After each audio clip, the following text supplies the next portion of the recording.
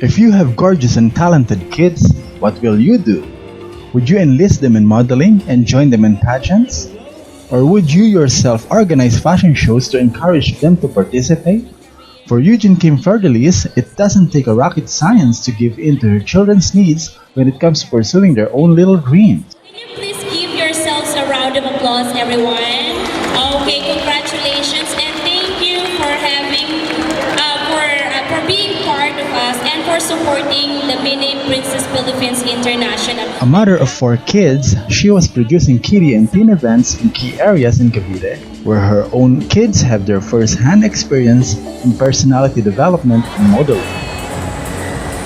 Meet Andie, the Philippines representative to the upcoming Mini Princess International pageant in Thailand this July. Andie was Yujin's youngest twin daughter who was the latest to join the limelight. Hello Andie, how old are you?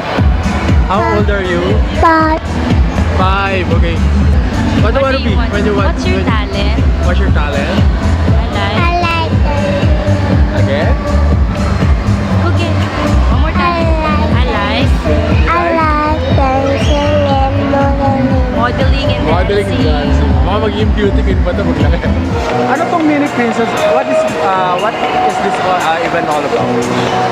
Actually, this is an international pageant, and my baby Andie was handpicked. Handpicked? Yes po. So walang competition nangyari? Actually, they run competition once a year, but for little and teen category only. So the mini princess, they just pick the winner. So, pinili lang? Yes po, screening like photo screening. Ganun lang? Oh, Yes po, opo. Okay, so saan gaganatin yung grand finals ng Mini Princess? In Thailand, sir, July 25 to 31.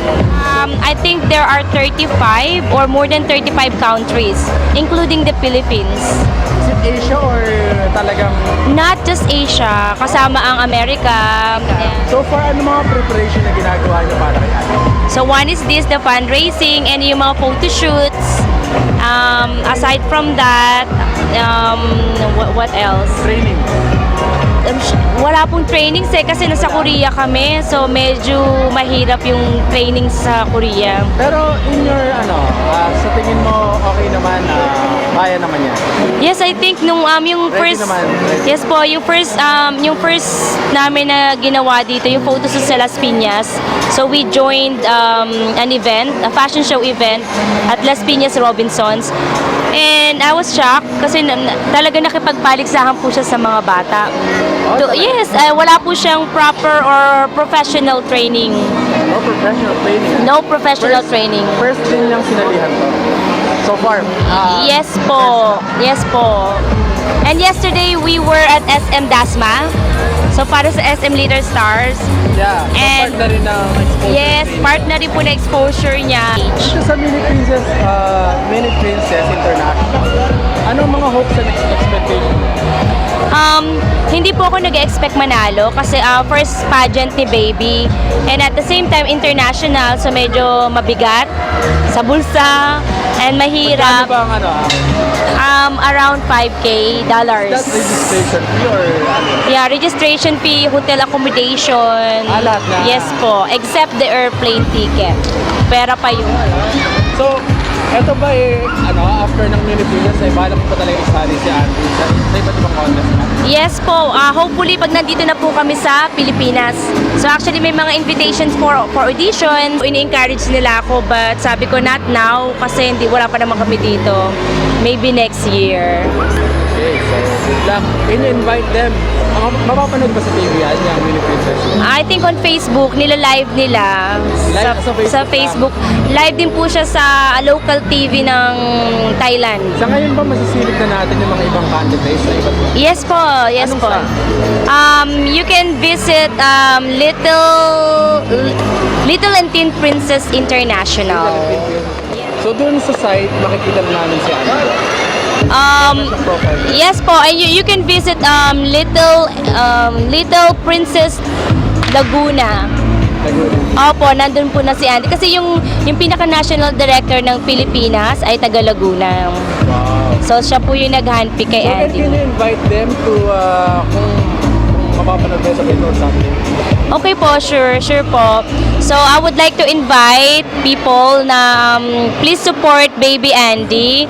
So she will be needing a lot of support from and love from everyone. So pakiabangan na lang po si Mini Princess sa Facebook, social media, and thank you very much. Voting ba doon? Wala. Yes, I think po sometime in July. Yes, so kailangan ng Pilipinas ng support. So, sa mga followers mo ng YKF, di ba dati marami na rin? Yes. Anong final words mo para ba? YKF. So, abangan nyo na lang po yung comeback. Yung talagang comeback. So, actually, ito pa parang initial pa lang to eh. So, medyo, sabi ko nga kanina, para nabubuhay uli yung passion ko for this. So, hopefully, next year, kasi right now, ang daming parents na nag-appreciate, na nag-congratulate. So, nakakataba ng puso. And they ask for the next event. Please, the next event. So, yeah, there are some events that you should be watching out from next year. So this year, hinay-hinay lang muna since may international pageant si baby. My name is Manny and thanks for watching. Please subscribe my YouTube channel, Manny de Guzman Jordes, and get updates with the latest vlogs and hottest news in town.